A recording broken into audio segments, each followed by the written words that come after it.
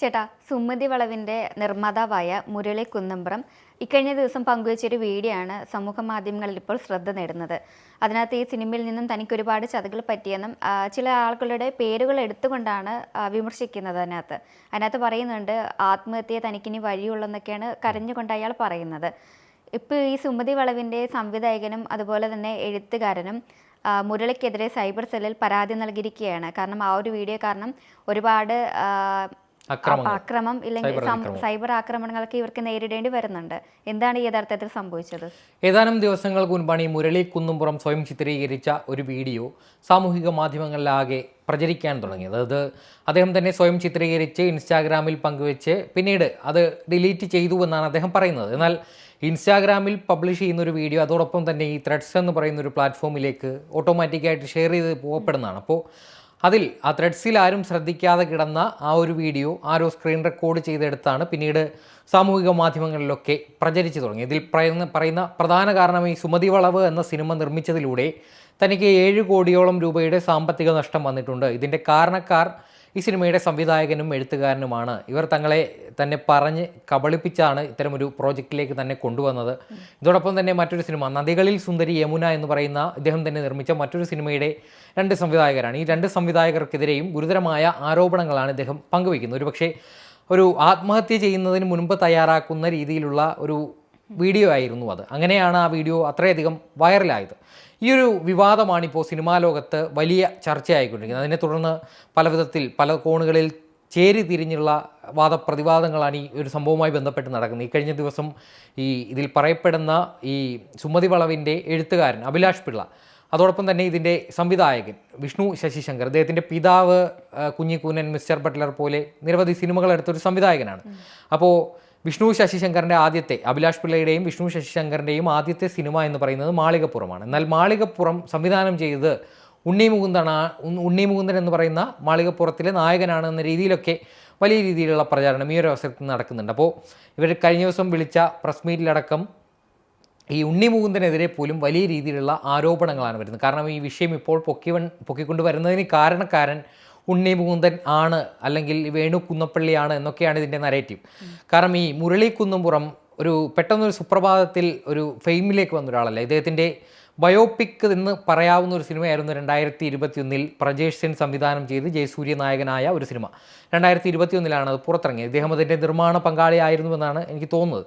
അപ്പോൾ ഈ വെള്ളത്തിൽ ഒരു മദ്യപാനി, പൂർണ്ണ സമയ മദ്യപാനിയായിട്ടുള്ളൊരു വ്യക്തി, അദ്ദേഹം ജീവിതത്തിൽ തുടർച്ചയായി നേരിടുന്ന വെല്ലുവിളികളൊക്കെ മറികടന്നുകൊണ്ട് ഒരു പോയിന്റിൽ ആ ഒരു മദ്യപാനം നിർത്തി താനൊരു ബിസിനസ് തുടങ്ങുന്നു. ആ ബിസിനസ്സിലൂടെ ജീവിത വിജയം നേടുന്ന ഒരു കഥാപാത്രമായാണ് ഈ മുരളി കുന്നുംപുറം ജീവിതത്തിൽ ചെയ്തു വെച്ച വേഷമാണ് അതിനകത്ത് ജയസൂര്യ അഭിനയിച്ചത്. പക്ഷേ ഒരു സിനിമ എന്ന് പറയുന്നത് എപ്പോഴും ഒരു സിനിമാറ്റിക് ഇലമെൻ്റുള്ള ഒരു കലാരൂപമാണ്. അതിനകത്ത് ഒരുപക്ഷെ ഒരു സാധാരണ ജീവിത വിജയം നേടിയ ഒരു ആളുടെ കഥ ഒരുപക്ഷെ സിനിമാറ്റിക്കായിട്ട് സംവിധായകൻ്റെ താല്പര്യത്തിനനുസരിച്ച്, ആ സിനിമയുടെ വാണിജ്യ താല്പര്യങ്ങൾക്കനുസരിച്ച് വലിയ ജീവിത വിജയം നേടിയ ഒരാളുടെ കഥയായിട്ട് വ്യാഖ്യാനിക്കപ്പെടും. അത് സംവിധായകൻ്റെ സ്വാതന്ത്ര്യമാണ്. അത്തരത്തിൽ ആണ് മുരളി കുന്നുംപുറം എന്ന പേര് നമുക്ക് മലയാളികൾക്ക് സുപരിചിതമാകുന്നത്. കാരണം ഈ മദ്യപാനം പൂർണ്ണമായി നിർത്തിയതിനു ശേഷം വാട്ടർമാൻ ടൈൽസ് പ്രൈവറ്റ് ലിമിറ്റഡ് എന്ന് പറഞ്ഞൊരു സ്ഥാപനം തുടങ്ങി വിദേശത്തേക്ക് പല രാജ്യങ്ങളിലേക്ക് ഈ ടൈൽസ് കയറ്റുമതി ചെയ്യുന്ന ഒരു ബിസിനസ്സാണ് ഈ മുരളി എന്ന് പറയപ്പെടുന്ന ഇദ്ദേഹം ചെയ്തു വന്നിരുന്നതെന്നാണ് പറയപ്പെടുന്നത്. അങ്ങനെയാണ് ഇദ്ദേഹം നമുക്ക് പരിചിതനാകുന്നത്. അങ്ങനെ അതിനുശേഷം വെള്ളത്തിന് ശേഷം ഈ മുരളി കുന്നുംപുറത്ത് ഈ മാളികപ്പുറം ടീമിൻ്റെ ഒരു സിനിമയുമായിട്ട് ഒരു പ്രോജക്റ്റിൽ ഒപ്പുവെച്ചു. അതിൻ്റെ പേരാണ് സുമതി വളവ് എന്ന് പറയുന്ന സിനിമ. ഈ സിനിമയുടെ ചിത്രീകരണ വേളയിൽ, അല്ലെങ്കിൽ ഈ സിനിമയുടെ ചർച്ചാവേളയിൽ ഇവർ തെറ്റിദ്ധരിപ്പിച്ചു.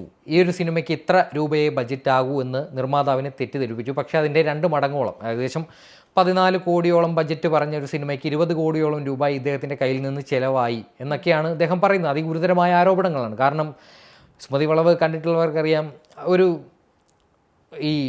ഇപ്പോഴുള്ള സിനിമകളുടെ പ്രത്യേകത ഒരു 5 ദിവസം കഴിയുമ്പോൾ തന്നെ ആ ഒരു സിനിമ വലിയ വിജയമാണ് എന്ന രീതിയിൽ പോസ്റ്ററുകളും അതോടൊപ്പം തന്നെ സാമൂഹിക മാധ്യമ പലതരത്തിൽ PR വർക്ക് ചെയ്യുന്ന ആളുകളുണ്ട്. ഇവർക്കൊക്കെ പണം കൊടുത്താൽ ആ സിനിമയുമായി ബന്ധപ്പെട്ട ചർച്ചകൾ സാമൂഹിക മാധ്യമങ്ങളിലൊക്കെ ലൈവാക്കി നിർത്തും. അത്തരത്തിൽ സുമതി വളവ് എന്ന സിനിമ ഏകദേശം ആ ഒരു സമയത്ത് എനിക്ക് തോന്നുന്നു 50 കോടി കൈവരിച്ചു എന്നൊക്കെ പറയുന്ന പോസ്റ്ററുകളൊക്കെ സാമൂഹിക മാധ്യമങ്ങളിലൊക്കെ പ്രത്യക്ഷപ്പെട്ടിരുന്നു.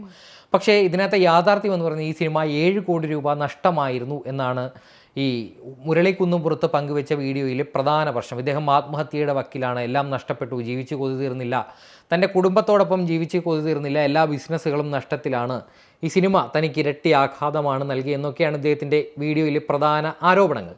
അങ്ങനെയാണ് ഇക്കഴിഞ്ഞ ദിവസം ഇതുമായി ബന്ധപ്പെട്ട ക്ലാരിഫിക്കേഷൻ ഈ അഭിലാഷ് പിള്ളയും അതോടൊപ്പം തന്നെ ഈ സിനിമയുടെ സുമതി വളവിൻ്റെ സംവിധായകനായ വിഷ്ണു ശശിശങ്കറും അതോടൊപ്പം തന്നെ അതോടൊപ്പം തന്നെ പറഞ്ഞ നദികളിൽ സുന്ദരി യമുന എന്ന് പറയുന്ന സിനിമയുടെ സംവിധായകൻ വിജേഷ് പാണത്തൂരും ഒരു പത്രസമ്മേളനം, ഓൺലൈൻ മാധ്യമപ്രവർത്തകരും എല്ലാ മാധ്യമപ്രവർത്തകരുണ്ടായിരുന്ന ഒരു പ്രസ് മീറ്റ് വിളിക്കുകയും അതിനകത്ത് ഇവർ ആ സിനിമയുമായി ബന്ധപ്പെട്ട ട്രാൻസാക്ഷനുകളുടെ രേഖകളടക്കം ഉൾപ്പെടുത്തിയാണ് ഒരു പ്രസ് മീറ്റ് വിളിച്ചത്. ഇതിൽ പറയുന്ന പ്രധാന ആരോപണങ്ങൾ, ഇയാൾ പറയുന്നത് തെറ്റാണ്, ഇത്തരത്തിലൊരു കൃത്യമായിട്ട് ഈ സിനിമയുടെ ബജറ്റ് ഇത്രയാണ് എന്ന് വെളിപ്പെടുത്തിയതിന് ശേഷമാണ് മുരളി കുന്നുംപുറത്ത് ഈ പ്രോജക്റ്റിലേക്ക് വന്നത്.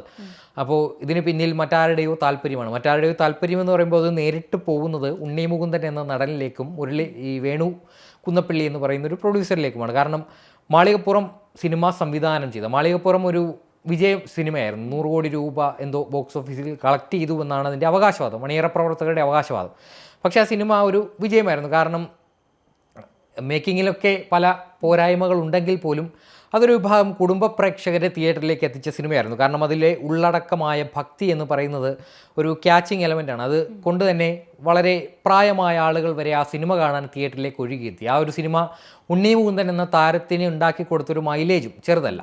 അങ്ങനെ വിജയമായ ഒരു സിനിമയുടെ സംവിധായകന് സംവിധാനം അറിയില്ല. കാരണം ആ ഒരു പ്രസ് മീറ്റിൽ ഈ അഭിലാഷ് പിള്ളയും അതോടൊപ്പം തന്നെ വിഷ്ണു ശശിശങ്കറും പറയുന്നത് ഉണ്ണി മുകുന്ദൻ, നേരെ ഇവരുടെ ആരോപണങ്ങളുടെ ഒരു മുന പോകുന്നത് ഉണ്ണി മുകുന്ദനിലേക്കാണ്. കാരണം ഉണ്ണി മുകുന്ദനുമായിട്ട് ഈ സിനിമയുടെ ചിത്രീകരണ വേളയിൽ ഈ സംവിധായകനും എഴുത്തുകാരനും ഉണ്ടായിരുന്ന അഭിപ്രായ വ്യത്യാസങ്ങളെ തുടർന്ന് ഉണ്ണി മുകുന്ദന് ഒരു ഈഗോയെ തുടർന്ന് ഇദ്ദേഹത്തെ സിനിമയിൽ നിന്ന് ഒഴിവാക്കണമെന്ന് പല നിർമ്മാതാക്കളോടും വിളിച്ച് ഉണ്ണി മുകുന്ദൻ ആവശ്യപ്പെടുന്നു. അതോടൊപ്പം തന്നെ വേണു കുന്നപ്പള്ളിയുടെ ആദ്യ സിനിമ ഈ മാളികപ്പുറം നിർമ്മിച്ചതിരിക്കുന്നത് വേണു കുന്നപ്പള്ളിയാണ്. അതിൻ്റെ നിർമ്മാതാക്കളിൽ ഒരാൾ വേണു കുന്നപ്പള്ളിയാണ്. അദ്ദേഹത്തിൻ്റെ മാമാങ്കം, അതോടൊപ്പം തന്നെ 2018 ഈ സിനിമകളൊക്കെ വലിയ വിജയമായിരുന്നു. മാമാങ്കം അത്ര വലിയ വിജയമായിരുന്നില്ല. പക്ഷേ വേണു കുന്നപ്പള്ളിയും ഇപ്പോൾ ഈ മുരളി കുന്നുംപുറത്തിനെ അനുകൂലിച്ചുകൊണ്ട് ഫേസ്ബുക്കിൽ ഒരു പോസ്റ്റ് ഇട്ടിട്ടുണ്ട്. അതാണ് ഈ വിഷയം ഇത്രയധികം മാളിക്കത്താനുള്ള കാരണം അദ്ദേഹം പറയുന്നുണ്ട്, ഈ സിനിമയുടെ കഥ താൻ ആദ്യം കേട്ടതാണ്, പക്ഷേ സീരിയൽ നിലവാരത്തിലുള്ള ഒരു കഥയായതിനാൽ തന്നെ താൻ ആ പ്രോജക്റ്റുമായിട്ട് മുന്നോട്ട് പോയില്ല. പിന്നീട് ഈ സിനിമ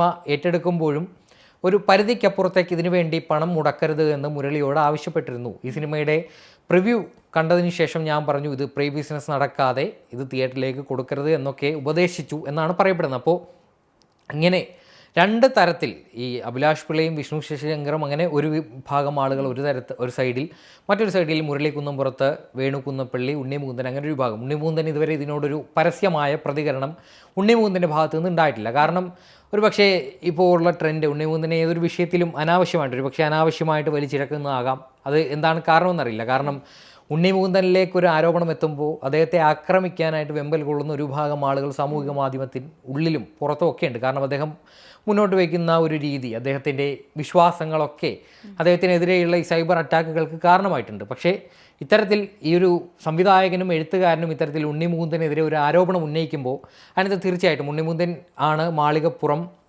സംവിധാനം ചെയ്തത് എന്നാണ് ഈ വേണു കുന്നപ്പള്ളി അല്ലെങ്കിൽ മുരളി കുന്നുംപുറത്ത് പറയുന്നത്. അതിൽ എത്രത്തോളം വസ്തുതയുണ്ടെന്ന് ഉണ്ണി മുകുന്ദനാണ് പറയേണ്ടത്. കാരണം അദ്ദേഹം ഇന്ന് ഇൻസ്റ്റാഗ്രാമിൽ പങ്കുവച്ചൊരു സ്റ്റോറിയിൽ ഗോസ്റ്റ് എന്ന് എഴുതിയിട്ടുണ്ട്. സാധാരണയായിട്ട് ഈ സിനിമ ഒരു സംവിധായകൻ വെച്ച് നിശ്ചിതമായിട്ട് ചെയ്യുന്ന ഒരു സിനിമയിൽ ഒരു നടൻ ഇടപെട്ടതിനെ അതിലേക്ക് സംവിധാനത്തിലൊക്കെ കൈകടത്തുന്നതാണ് ഈ ഗോസ്റ്റ് ഡയറക്ഷൻ എന്ന് പറയുന്നത്. ഒരുപാട് സിനിമകളിൽ കമലഹാസൻ്റെ സ്ഥിരം പരിപാടി ഇതായിരുന്നു. കുറേ സിനിമകളിൽ ഒരുപക്ഷെ ആ ഒരു പേര് കമലഹാസനാണ് ഏറ്റവും അധികം അനുയോജ്യമായത്. അതിനുശേഷമാണ് ഇപ്പോൾ പല നടന്മാരും ഇപ്പോൾ മലയാളത്തിൽ വലിയ വിജയമായ ഒരു സിനിമയുടെ വലിയ നിരൂപക പ്രശംസ അടക്കം നേടിയ ഒരു സിനിമയുടെ സംവിധായകനല്ല ആ സിനിമ യഥാർത്ഥത്തിൽ സംവിധാനം ചെയ്തത്, ആ സിനിമയിലെ പ്രധാനപ്പെട്ട ഒരു നടനാണെന്നൊരു രീതിയിലൊക്കെ വലിയ രീതിയിലുള്ള അഭ്യൂഹങ്ങൾ കഴിഞ്ഞ കുറേ നാളായിട്ട് ഉണ്ടായിട്ടുണ്ട്. അത് ഇടയ്ക്ക് വരുന്നതാണ്. പക്ഷേ ഇപ്പോൾ ഉണ്ടായിരിക്കുന്ന സംഭവങ്ങൾ ദൗർഭാഗ്യകരമാണിത്.